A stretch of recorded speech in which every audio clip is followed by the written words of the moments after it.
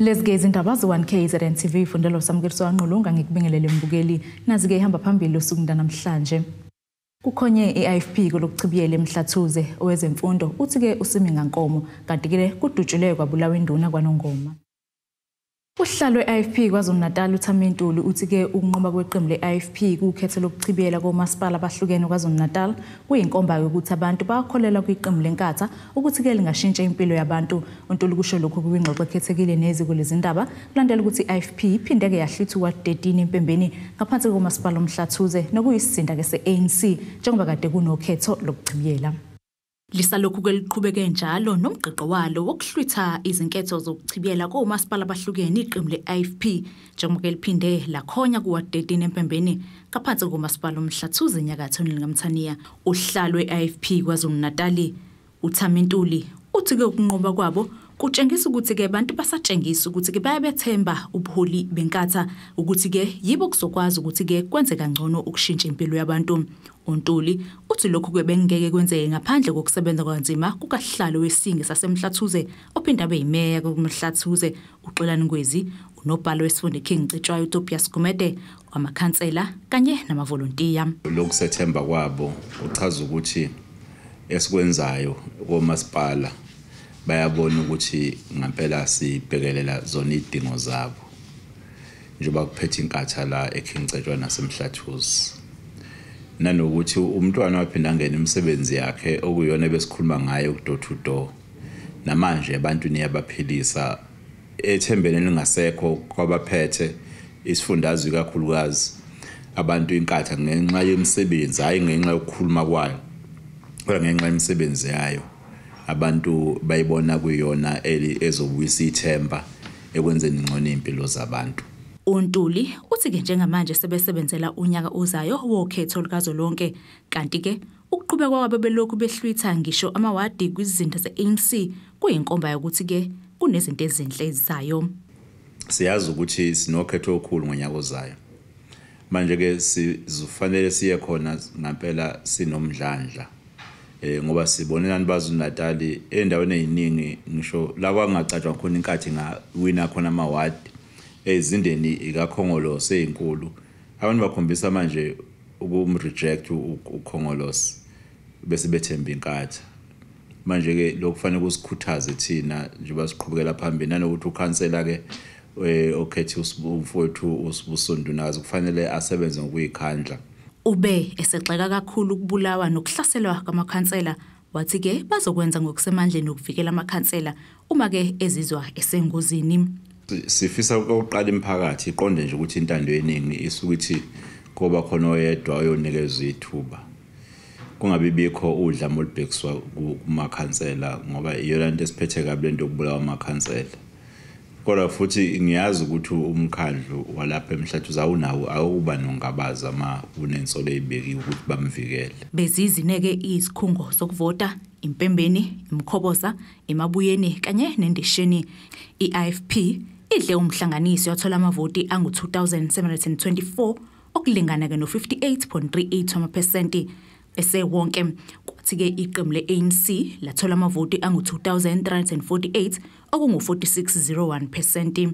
I-EFF yona yathola amavoti angu-31 okungu-0.61%. Ukunqoba kwe-I-Ifp kule wadi kusho ukuthi i-Ifp ne-ANC manje sebezoba nezihlalo ezilinganayo ezingama-25 iqembu ngalinye okusho ukuthi-ke i-DA izigcinile izihlalo zayo eziyisishiyagalombili, i-EFF yona eziyisithupha kanti i-Freedom Front Plus, ye-ACDP ne-NFP babe nesihlalo esisodwa iqembu ngalinye.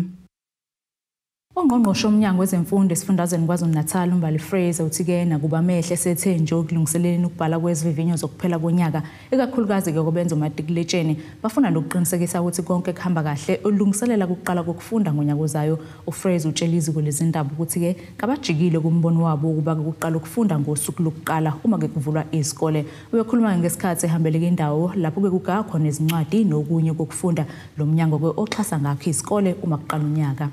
Njengoba umnyango wezemfundo esifundazweni KwaZulu-Natal wazibekela umgomo wokuqinisekisa ukuthi ke njalo uma kuvulwa izikole kuqalise ukufunda kwabafundi seyiqalile izinhlelo zalokhu kuza ke njengoba ungqongqoshe lomnyango ehambele isikhungo senkampani ekhiqiza izincwadi ezahlukene kanye nezinye izinsiza kufunda okuxhaswa ngazo abafundi uma kuvulwa njengenhloso ke yokuhlola ukuthi umsebenzi ukhiqizwa kwazo uhamba kanjani.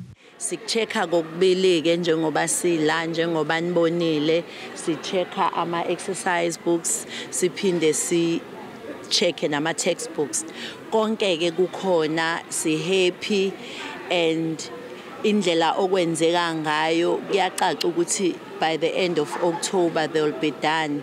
Kunezikole kumanje la sebe deliver khona kodwa bekubalekile kuthina njenge department ukuthi sizobheka ukuthi kukhona yini lokukhulunywa ngakho ukuthi kukhona. Si happy siyabona incwadi ikhona siyababona abantwana abaqashiwe ukuthi balekelele bakhona yonke into ngokubona kwethu ihamba ngomumo. Ukwantula amathuba omsebenzi nokuba eqolo kwezinto kuleli kwenza ke kube nzima ukuba bonke abantwana babe nezinsiza kufunda eziphelele. Nonyaka uqhugquzela ukufunda kwezibalo lomnyango uphinde waqinisekisa ukuthi ke wonke umfundi uzoba nazo izinsiza zokufunda sona ke lesifundo. Okubalekile ukuthi ayikho ingane yaKwaZulu Natal efunda grade 5 engezuba nayo le pack. So kusho ukuthini ke kusho ukuthi umsebenzi uzokwazi ukuthi wenzeke ngendlela akuzofika la uzothola khona ukuthi khona umntwana ozothi yena akanaye u1 choir wokubhala akanawo u72 pages ofunakalayo. So ngicabanga ukuthi njengoba sekuphekiwe kumina ekona okubaleke kakhulu ngoba ngiyawubona umsebenzi ukuthi uyenzeka kulama packs uyabona ukuthi kukhona ngisho ama calculator and siyazi sonke ukuthi imaths ibaleke kangakanani ngakho wonke umntwana waKwaZulu Natal unethuba lokuthi akwazi ukuthi afunde ibalo. Kuzokhumuleka ukuthi njengamanje lomnyango umatasa ulungiselela ukubhala kwezivinyo zokuphela konyaka ikakhulukazi ezalabo abenza ibanga likamatikuletsheni kwazise zingaphansi kwama50 insuku eseyisele ngaphambi kokuba kuqaliswe ukubhala kwazo lezi vivinyo njengendlela ke yokuhlomlisa osomabhizinisi abancane ikakhulukazi abesifazane banikwa ithuba lokusabalalisa lezi ncwadi. Sifuna ukuthi asivezele ukuthi bangaka abantu besifazana abahlomulile bangaka abantu abasha abahlomulile bangaki nje abantu abakwazi ukuthi bathole umsebenzi ozoba empowerisha ngalesikhathi sokudeliver kodwa nginesiqinisekiso sokuthi baningi kakhulu abantu abahlomulayo abakwazi ukuthi balekelele. Ezindabeni ze-1KZNTV kubi kuntombi khona Mvubu ngiseThekwini. Selokhu-ke siqhubeke njalo izigameko zokuhlaselwa kwabaholi bomphakathi kwaNongoma njengoba sekudutshileyo kwabulawa induni yasoKledeni kwaMandlakazi umntwana uChumane Zulu. Umntwana uhlaseleke esemzini wakhe ngoLwesibili kusihlwa washonela khona lapho. Umntwana uZebulon Zulu wakwaMandlakazi sesigxeke kakhulu-ke lesi sigameko nasichazeke njengendlela yokubulala isizwe ube esenxusa nabenzi bobubi ukuba babuyelwe-ke unembeza kuphele-ke ukubulawa kwabantu sekudlange kangaka ehlalankosi. Sesigadle ebukhosini bakaMandlakazi isihlava sokubulawa kwabaholi bomphakathi njengoba sekudutshelwe kwabulawa enye izinduna. Umntwana uZebulon wakwaMntunikane endlini yakwaMandlakazi usesigxekile lesi sigameko sokudutshulwa kubulawe induna yasoKledeni umntwana uChumane Zulu odutshulwe wabulawa esemzini wakhe ngoLwesibili kusihlwa. Umntwana uZebulon uthi ke ucela ushwele esizweni ngalesi sigameko. Lokho kwenzakale laphana oKledeni umntwana uChumane oyinduna laphana kushaqise kakhulu sekuthi igameko elokhu zahanda zokubulawa kwezinduna ezisinda kakhulu ikakhulukazi le ndawo kwaNongoma yenza ihlalankosi lapho ubukhosi buzinze khona ungabibikho ukuthula kwethusa wonke umuntu ukuthi kwenzakalani lena phezulu ngoba induna yana umuntu okumele uye kuyena ekuseni u24 hours noma ngabe kuvela simo sini kumele uphuthume uyobika enduneni ukuthi nakho sokwenzakani kodwa besibanxenxa ke ukuthi noma nakuvelile kunjalo kunxusa ukuthi ababeke phansi izikhali khona isikhathi lapho khona ungathi ungayidefenda ngezikhali kodwa khona isikhathi lapho khona ngokuya kuthiwe maluju ngesizulu noma ngabe kawonile noma ngabe kwenzakalani kodwa nje ukuthi nanxa ngingazeli ukuthi kodwa ngiphakamisa nje ngithi maluju salani sengixola nje. Umntwana uzwakaleseke indlela abantwana ababhekana ngayo nosizi ngenxa yegameko ezifana nalezi. Abenzi bokubi ayikho into elikhuni njengalena. Ngoba laba bantu abagila yonke lemkhuba one ngabantu abangena kho ubaluleka kwempilo nje yomuntu. Futhi kube ngabantu abangazange bakucabanga ukuthi ke esekwenzile lokho usizo lwenzakala lapha ngakanani. Abantu ababa kwi-trauma nabakulolu khwantalala kwedlulele zingane ezincane eyibona lento. Kanti-ke uSiboniso Mngadi okhulumela umnyango wezokubusa ngokubambisana nezindaba zomdabu KwaZulu-Natal uthi-ke beumnyango bakhathazekile ngokuqhubeka kwezigameko zokubulawa kwabaholi bomphakathi. Umnyango-ke kusikhathaza kakhulu ukubona izigameko lapho kubulawa khona abaholi bomdabu okungaba khona amakhosi ayinduna ngoba siyakholwa ukuthi induna nobukhosi nje bomdabu bonke kufanele buhlonishwe futhi buneqhaza libaluleke kakhulu elibamba emphakathini okwenza futhi nokubambisana nohulumeni kube lula enhlelweni ethinta entuthuko. Sisa kungathwe yikho ukubulawa kwamakhansela kepha futhi masizwa sekuqhubeka lokho bese besithi sekuyinto mhlawumbe esimile yokubulawa kweinduna isikhathaza kakhulu. Siyafisa ukuthi umphakathi ubambisane namaphoyisa mangabe kukhona bangase babe nolwazi bakwazi ukuthi balekelela amaphoyisa ukuze abenzi bokubi babhekane nengalo yomthetho. Ezindabeni ze1KZNTV kube komqonde Simiyeni ngikwaNongoma. Ayiphephile-ke impilo yekhansela elisanda kusinda ngesikhathi kudutshulwa kubulawa uMzwandile Nganonoshando wabekela ikhansela kumasipala uMkhambathini. Lawo-ke ngamazwi waveze uMenzi Mkhize oyikhansela leqembu le-I-Ifp kulo masipala owasinda-ke ngokulambisa kanye nomfowabo omncane wakwaShando. UMkhize utshela iziko lezindaba ukuthi-ke basindiswa ukukhipha ezabo izibhamu bazivikele. Uthi-ke kubuhlungu ukuthi-ke umkhandla awukazi uhluphe ngokumbheka kulesi simo abhekene naso. Ikhansela uMenzi Mkhize lithi babesuka ekhaya kubo kaKhansela uMzwandile Nganonoshando ongasekho emhlabeni belibangise eMgungundlovu ngesikhathi behlaselwa. Sathola ukuphazamiseka endleleni singakabhi sadutshulwa futhi ngezwe ngesibhamu nje siqhamuka side lokudla ngeze ukuthi ngishayekile kathi ngiyambona ngabona naye ukuthi ushayeke kambana imoto yabe ingasalawuleki yagcina isiphoseka endaweni eyibank so la safike sakwazi ukuthi siphume nalo umfowabo kaShando omncane esasihamba nawo ngaleso sikhathi sizama ukuphuma ngababona ke lawa esihlasela ukuthi babe seqala futhi bedubula bezame ukusiqedela ngabe sengikhiphe sami isibhamu nami ngadubula ngabhekisa ngakubona ngenhlanhla ngambono yedwewa kuleli side elingaka left okwenza ukuthi ngikwazi ukuvula isicapha saka right ngiphume nakhona ngesikhathi ngizophuma bekukhona bekhona okade ebhizi eqedela uShando so nakuyena futhi ngayiphosa inhlava ezimbalwa ukuze ngikwazi ukuphula indlela ngibale ngaze ukungena emzini womuntu. Uthi usola ukuthi izigila mkhuba zazibalandela njengoba uShando wayiphuma ecaleni enkantolo futhi ehamba ngemoto eqashiwe. Isimone singekho right ngiyabona into eziningi zami seyiphazamisekile ngaphandle kwaloko sengiyabona ukuthi impilo yami ayiphephile emveni kokuba njengoba kade ngichazela ukuthi ngibe sengidubula nami so ngiyathola ukuthi abasolwa bakhona ukuthi bana ukulandelela ukuthi kahle kahle ubalo uyabadubula so ngiyabuka ke isimo sami asaphephile neze kanye nomndeni wami.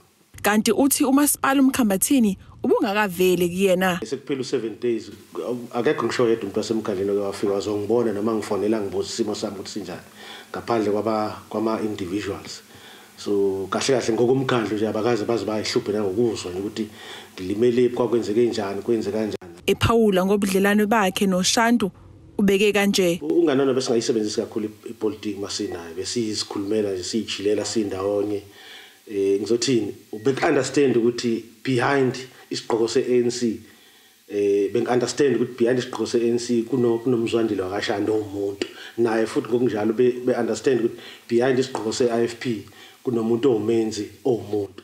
Uthi bebe nezinhlelo eziningi noShando kunento especial nje kade ngicabanga nganona ukuthi besisherisha kahle kahle ngumzwandile nabelinye igama so beso umzwandile so bayi2 happened ukuthi sizale ngosolo lodwa futhi kangoba ngaleli langa nje silimala sasikade sikhuluma indaba okuhlela ukuthi ibirthday so iselebrate nini kephi ngoba sizalwa ngomhla 1 October so so ngibhlungu kakhulu ke ngokuthi inhlelo zethu zonke ziphazamisekile. Ezindabeni ze1KZNTV ngu-Ayanda Dube. Asike sithi kuyothenga ezitolo sobuya futhi siqhubeke nazo indaba zethu.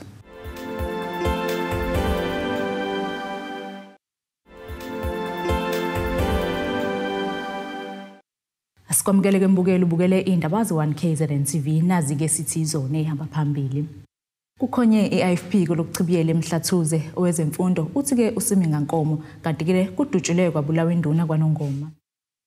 Amaqembu ezepolitiki uMasipala ithe kwasamukele ke isinqumo somnyango wezokubusa ngokubambisana nezindaba zomdabu kulesi sifundazwe sokukhipha ke ukhansela we-ANC kuward 101 Umuzi Ngiba ohlwini lamakhansela kulandeleka ukuboshwa kwakhe ngesisolo zokubulala lokhu kuvele kade kuqhubeka umhlangano womkhandlu wezinyanga zonke. UNgiba waboshwa ngonyaka odlule kwathi kulonyaka ngenyanga kaMeyi amaqembu aphikisayo aqala faka ikhalazo zokuthi afuna ukuthi akhishwe ohlwini lamakhansela ngoba sekuphela isikhathi eside ehlelejele kodwa ebesebenza. Emva kwalapho usomlomo besithatha igxathu lokuthenza izincomo zaphasiswa umkhandlu zasejenele office lakwaCokta okuyila khona esizozaphuma isinqumo sokuthi uNgiba uyakhishwa ohlwini lamakhansela. Owe-Action SA uthi yize besamukela isinqumo kodwa kuyakhathaza ukuthi uNgqongqoshe uthatha isikhathi eside ukuphendula ngalolu daba. Umuntu uyayibuza ukuthi yini lebengenza ukuthi MEC uthathe more than 5 months nalokuthi siyasibona ukuthi kwezinye indawo uma ubeka ngisibonele baqolusini nasemvoti uMEC manje concurrence uyashesha ukurespond. Kunembuzo esele nawo thina ukuthi yini lena ebiyenza ukuthi a simple decision njengalena yala eThekwini kumthathe more than 5 months. Kodwa ke njengeqembu kade sikhala ngokuthi uNgiba kumele akhishwe, siyakumukela ukuthi egcineni sezowakhishwa noma sinama concern ukuthi kungani uMEC umthatha isikhathi kangaka ngoba phela lento isimple. I-council isinqumo uMEC kwakhe nje ukuthi avumelane ne-council noma aphikisane nayo, asazi ukuthi yini lebengenza 5 months. Lokho kusho ukuthi kunenkinga ekhona uma ubuka i-communication between i-council and uMEC. I-Ifp ethi lokhu beyisinqumo esihle njengoba leya ward bese kuyisikhathi eside ngenali ikhansela. Ngiyabonga ukuthi sama opposition parties sahlangana safaka ipressure ngoba ukubana sikwenzanga ngabe iANC ngisayihlale noNgiba wabo esejele ehola imali yabakhokhi bentela engawenza umsebenzi. So ke bathola ke ithuba ke abahlali balapho ukuthi bebone ukuthi babevele bevote wrong. Uma uvotela umuntu weANC vele uzovotela umuntu ozobuya anishiye ayobhekana namacala. Yithuba ke leli siyabona ke endaweni eningi I-Ifp ayiwinela ukuthi masifaka i-candidate ithuba la ukuthi ake beshintshe ukuvota kuze nale ndawo kinakeke uma ufika lapha na ukwazi ukubona ukungcola nje. So kodwa ke sikhuluma la ngeward ephethwe weANC umkhandlo ophethwe weANC okushuthi nje abantu bakuleya ward abanakiwe at all. So siyakujabulela kakhulu lokhu ukuze kwenzeke ngoba abantu base101 basafarisha because abanali council. So lokho kwenzakalile ke kusho kona ukuthi iprevailile iwill noma ifiso ze-EFF ngalendlela kwenzeke ngawo namhlanje. Ke nakuba kube late kodwa siyakuthokozela ukuthi egcineni eyakase silona ikhansela ukhansela onke. Usomlomo lo Masipala uthi amaqembu kuzomela azi ukuthi bengesona isinqumo sakhe kuphela kodwa kunemigudu bekumele ayilandele ngaphambi kokuthi aqoshwe ngebamba. Njengokuphela inyanga kaSeptember ukhansela uNgiba akaselona ikhansela kuMasipala waseThekwini nomholo wakhe ngokunjalo sunqamlile enyangeni kaSeptember. Osekulindele ukuthi kwenzeke njengamanje ukuthi inhlangano zokhetho ku-IEC imemezele ukhetho lokuchibiyela kaWard 101 njengoba uNgiba bekade kuward councillor. Kude bohospisi wezindaba ze1KZNTV kuchannel 261 ngeseThekwini. Izinyunyana zothisha kuyinathu kanye nesathu seziveza ukuthi ke wonke amathemba aleleke kothisha njengoba ke siphezulu isibalo sabafundi abaduduliwe abazobhala ke izivivinyo zokuhlola kukamatikiletsheni kulonyaka. Lezi nyunyana zisho ke ngazilinye ukuthi ke labafundi mabangacwasa kodwa ke kunalokho baseke kakhulu. Zingaphezulu kwama-30 izinsuku ezisele ngaphambi kokuba kubhalwe izivivinyo zokuhlolwa kwamatikuletsheni zokuphelwa konyaka. Umnyango wezemfundo kuleli usanda kukhipha izibalo zabafundi abangaphezulu kwezikulungwane ezingama-50 abaduduliwe nokulindela ukuthi babhale izivivinyo zabo zikamatikuletsheni zokuphelwa konyaka. Izinyunyana zothisha kuleli okuyinathu kanye nesathu ziveze ukuthi amathemba azo alele kothisha njengoba kuzobe kungaqali kulonyaka ukuthi kube nabafundi abaduduliwe. Lezi nyunyana siphinde zaveza ukuthi zikholwa ukuthi lezi ibalo ngeke zibe nomthelela kwimphumela kamatikuletsheni. Kodwa ke uNkulunkulu emuhle siyethemba kothisha bethu ngoba basebenza around the clock. Basebenza ngama-holiday, basebenza isikhathi esingeziwe ekseni nantambama. Kukhona okuhle esingakuthola kubona depending ukuthi bona bebeyimisele kanjani. Asikwazi ukushiya nabazali ngoba umntwana maye progressed nabazali kufanele babe nesandla ukuthi fanele athi go an extra mile ukuze akwazi ukachieve. We know that we are all obsessed about the percentage. What is more important to know is that in all grades there are progressed learners, and for many years teachers have been supporting progressed learners, and in many instances you find that they are the learners that end up doing very well because of the support they receive. So we really don't think we must stress ourselves, and people must stress ourselves so that we don't put pressure on these kids and these learners. Lezinyana siphinde zaveza ukuthi labafundi badinga ukwesekwa bangafakelwa ingcindezi ngokuthi baduduliwe. Kanti izinyana zikholwa ukuthi labafundi bangakwazi ukwenza kahle kwazise othisha basebenza ngokuzikhandla okuphindiwe ukusiza abafundi abagcini lapho njengoba phinde basebenze ngokuphindiwe. National Teachers Union asikuphawula ukuthi siyakunderstanda izimo ezidala ukuthi sibe nama learners progressed amaningi. Isizathu sinye nje. Siyazi ukuthi sisuka ikakhulukazi kwi-COVID. Umatric lo wamanje obhalayo, umatric ongazange ufunde kahle, mhlambe kusukela ka grade 10, 11, even no 12. Kodwa ke uma siyangqo embuzweni wakho, labantwana aba-progressed banayo inkinga uma singalikhuluma iqiniso njengoba linjalo. Ngoba makuthiwa umntwana uprogressed usuke engazange amithe ama-pass requirements asuke kade efuneka. Kodwa ukusiphatha kabi kakhulu ke asidingi ukuthi bese becwaswa ngaloko. Ngoba uma kwenzeka umntwana umcwasa kuyenzeka ufica ukuthi uyalimala aluze ukuzethemba kwakhe ngisho kade ezokwenza kahle. Engakusho nje sizobabona abanye abaprogressed bazophasa. What they need more now is just support from all of us, from us as teachers and unions, as well as community members. We just have to support them without singling them out to say these ones are progressed and those ones are not. This will cause unnecessary stress to these learners. They all deserve similar or same treatment from us. We must just support them. Isifundazwe KwaZulu-Natal kubonakala kuyisona esihamba phambili nesinesibalo esiphezulu sabafundi abaduduliwe nokushiya abaningi benovalo ngokuthi lokho kungaba nomthelela kwimphumela kamatikuletsheni. Ezindabeni ze-1KZNTV kubika uThabani Maphumulo eRichards Bay. Amaphoyisa ngaphansi komasipala eNdumeni ehambisana nabelaphi bendabuko babambeke imashi nokuthula kokuxwayisa kumphakathi ngokuvikeleka kwabantu abanebala elimhlophe. Owasungula inhlangano yabantu abaphila nebala elimhlophe ufikile Sithole uveza ukuthi ke lokhu bakuqaleke eminyakeni emithathu edlule ngenxa yokubhebhetheka kokubulawa kwabantu ngenhloso yokwenza imithi ngesicibu zomzimba yabo. Usihlalo wenhlangano yabaphila nebala elimhlophe unxusa abalaphi bendabuko ukuba bengakhohlisa abantu ngokubulala abantu abanebala elimhlophe. Bekunane inkolelo zokuthi abashoni bona bayahamba baduke bafike bashonele le. Kusho ukuthi mina sengihlale nabo ke senginalo lonke ulwazi lwabo. Laba abantu bebala abayashona futhi bayadla futhi baphila njengathi thina abantu ukuthi nje ibala kuphela. Yonke into yefana ngakho ke sicela njengoba senza le awareness sicela ukuthi inyanga nezangoma bangakhohlisi abantu ukuthi akhanje kuyobulawa laba abantu bebala. Ube seveza inhloso yokusungula lenhlangano. Lenhlangano engayiqala yalaba abantu abaphila nebala. Kusho ukuthi dala kule minyaka edlule laba abantu bebala bebebulawa kuthiwa benziwa umuthi. Kusho ukuthi engqondweni yami njengomuntu okholwayo ngahlala ngabheka ukuthi umuntu angenza kanjani umuthi. Ngase ngikhuluma noKhenela wami uKhenela ubaba uNyide ngathi ngicela ukuthi sike sikuzame sibone ukuthi kuzozameka yini. Siqale ukukwenza ngo2020 sikwenza njalo ngonyaka. sathi masikhuluma nabantu abanebala kodwa engizokusho kahle ngaqale ngasaba ukuthi ngizoqala ngithini kulabo bantu bebala uma ngithi ngicela ukuthi senze iawareness ngabo ngoba ibala labo le akulula ukuthi umuntu uthi ngebala lakho uthi ucela ukuthi wenze something ngaye nokho ke ngathola ke omunye ubhuti umfowethu ubaba Umkhize wavuma wathi hayi akukho inkinga vele bayafuna ukuthi baziwe ukuthi ba abantu abanjani.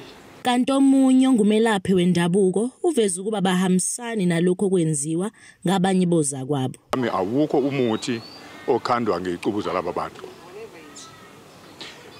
Umuthi nje kuphela umuthi uyafundwa umuthi ufunda kwabazali bakho abadala bakho uhambe uyofunda mhlambe nabanye olwazi njengoba mina ngiyinyanga nje umuthi ngawufunda angizange mina ngithole ngidibane lapho ukuthi khona ufuna ukusebenza khona icubuzo zomuntu ngivela emndenini mina wezinyanga ngempela hayi izinyanganyana nami ngafunda ngathatha khona lapho ngakhuphuka akekho umuntu ongayazi umuzwa kwambathe enqudu kokhokho bami kuze kufike obaba bami kuze kufike kimi njengoMathiyasi njengoba sengiphethe abantu nje manje inhlanhla ngikhanda ngomuthi angikhandi mina ngecuza abantu khona manjalo omunye wabaphila naleli bala uveza ukujabula njengoba bezizwa bephephile. Siphakamisa ukubonga okukhulu ngoba le event abasenzela yona siyathemba ukuthi abantu bazobona ukuthi ke njengoba sithola ukuvikeleka okungaka abantu besitshontsha sihamba namaphoyisa nenyanga besingakujabulela ukuthi besiqaphe njalo ngaso sonke isikhathi. Thobeka Dladla ezindabeni ze1KZNTV ngisendumeni. Siphinde futhi siyothatha ikhefu sobe siqhubeke nazo indaba zethu.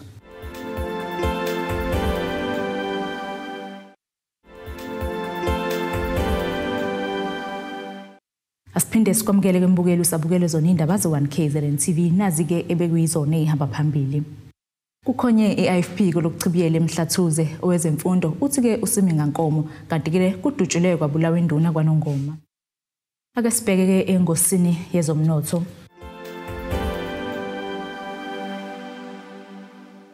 Irandi lakuleli liu-19.17 emaqhathanisweni nedola laseMelika libo 23.26 emaqhathanisweni nopondo waseBritain libo 20.14 emaqhathaniswa ne-euro yase-Europe igolide lona $1,875.10 ounce kuthi ngahliziyo wona abo $96.55 umphongolo.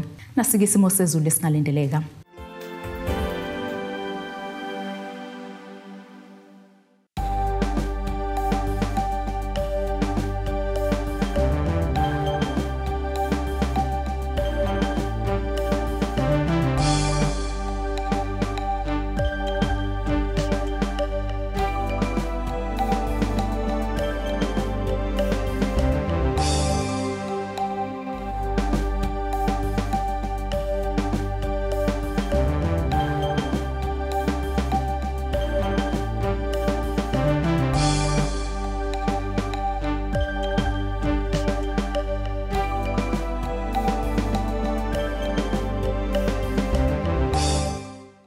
Bukeleke ziyagoqa bese kuphathele zona usuku namhlanje mina nawe ke sophinde sihlangane kusasa futhi ngase isikhathi esifanayo. Nisale kahle.